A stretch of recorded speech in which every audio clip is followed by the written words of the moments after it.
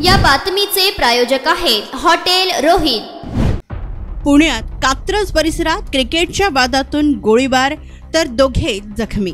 पुण्यातील कात्रज परिसरात क्रिकेट खेळण्यावरून झालेले भांडण मिटवण्यासाठी आलेल्या दोन गटात वादावादी झाली आणि त्यानंतर यातील एका गटाने दुसऱ्या गटावर गोळीबार केला। सुदैवाने बंदुकीतून झाडलेली गोळी कोणाला लागली नाही, मात्र त्यानंतर झालेल्या पळापळीत दोन तरुण मात्र जखमी झाले आहेत।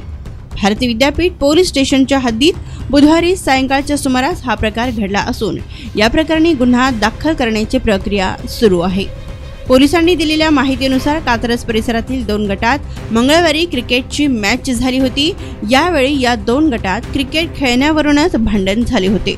हे भांडण मिटविण्यासाठी हे दोन्हीही गट कात्रज परिसरातीलच एका इमारतीच्या जवळ गेले होते। त्यावेळी त्यांच्यात एक सराईत गुन्हेगार देखील हजर होता।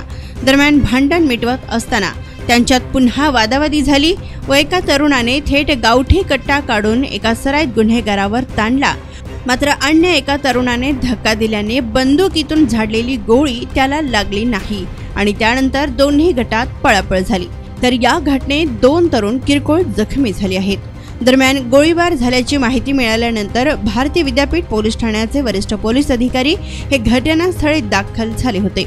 त्यांनी घटनेची माहिती घेतली व आरोपी आणि फिर्यादी यांची माहिती घेत काही जणांना ताब्यात घेतली आहे। संपूर्ण घटनेची माहिती सध्या पोलीस घेत असून त्यांच्यावर गुन्हा दाखल करण्याची प्रक्रिया सुरू आहे।